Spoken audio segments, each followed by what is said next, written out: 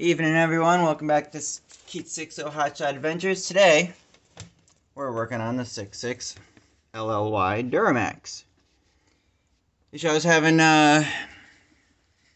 rolling down the road recently and looking at my voltmeter one day, and I'm like, okay, that usually sits about 14, so it's over about the middle mark, so probably 15, 16. I'm like, well, it's a bit much. Not too bad. And then the next day I'm running and I'm looking down. I'm like, okay, well, we're not in 15, 16 anymore. We're all the way in the red, maxed out on the voltmeter gauge at 19 plus. Like, well, now at this point I'm overcharging and basically baking the batteries, which is not good for your battery. So I took up the original alternator to AutoZone in this case and had them put it on the machine. They tested everything. They're like, everything's fine. I'm like, yeah, sure. Okay, whatever. Brought it back, put it back on. Should have done my own testing prior, but I didn't. So, started the truck back up. Tested, just kind of went to the ground here to here with my voltmeter, my multimeter. And I was getting like, with this connector unplugged, I was getting 16. And with it plugged in, I was getting like 19 to 22 off the post. And then testing the batteries, I was getting the same voltage. Since the alternator goes to here, I was testing here, testing there, testing all the batteries, testing all the wiring I could find.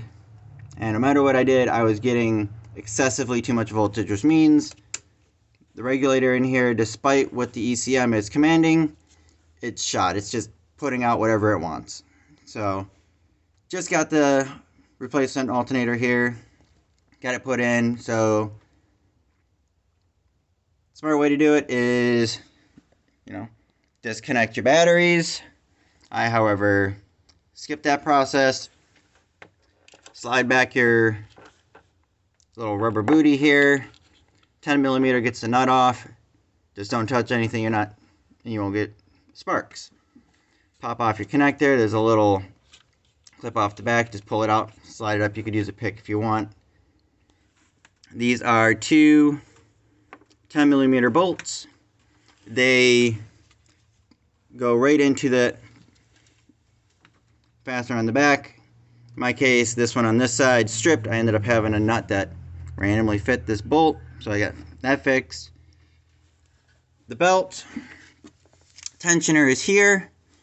There's a spot here for a 1/2 inch ratchet. You're going to want something with a long handle. I happen to have this like extendable one from Harbor Freight. This is the one I just used. I had a couple other options. That's what I grabbed. Get the belt off. Get those two bolts. Get those two pieces off and just kind of like wiggle it out this way. And then stick it and then reverse the process putting it back in.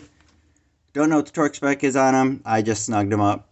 It's about how they were when they came off. So now I'm going to go ahead and fire it up, see what the dash says for the volts, get out my multimeter and see what everything else says, and hopefully that corrected the problem.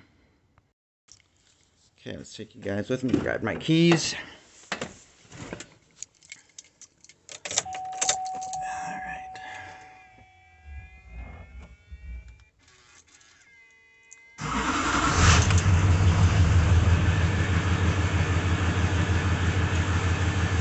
Check engine light is an EGR issue.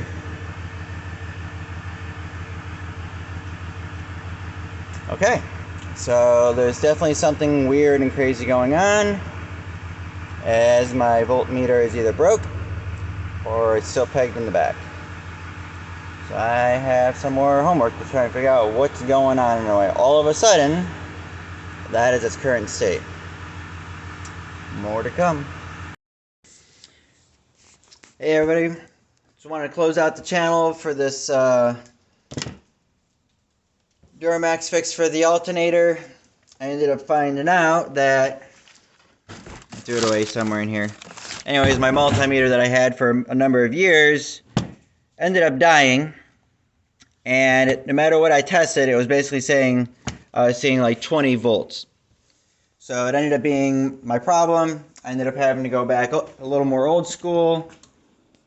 Had to go back to this guy. So, brand new alternator from, in this case, it was a Duramax Gold alternator. Paid the premium for that, but whatever. When you're on the road, you need good parts, not reman parts sometimes. Yeah, I did swap the alternator in. Batteries were still, the voltmeter was still showing like 17 because the batteries were just so overcharged from the external regulator on the alternator failing, pushing 19 to 22 volts for a couple of hours while I was on my run, that it took them a couple days to stabilize at this point of just driving it, headlights on, heater on. Now the gauge sits down around, probably around closer around 15, I'd say. But that was the fix. Brand new alternator was a fix. Even though when I had the alternator tested at AutoZone, they're like, "You're all set. You're good to go. Here's your paperwork. Everything passed." Can't always rely on some of their testing up there. You got to rely on your own testing. Got to learn how to do your own electrical diagnosis the best you can. YouTube, Google, forums. Use your resources, because I've been burned many times by just relying on just their testing. Another tool I've got was, I have this. It's an Excel battery tester. In this case, it's a model BA101. It's not going to focus. And I was able to, I tested my batteries, checked the resistance in them, and it came back on both batteries that everything was fine. So, just want to give a quick update and close that out, that it was the alternator. In this case, I checked all the electrical, and there was nothing wrong other than the alternator. All right, everyone. Have a good night.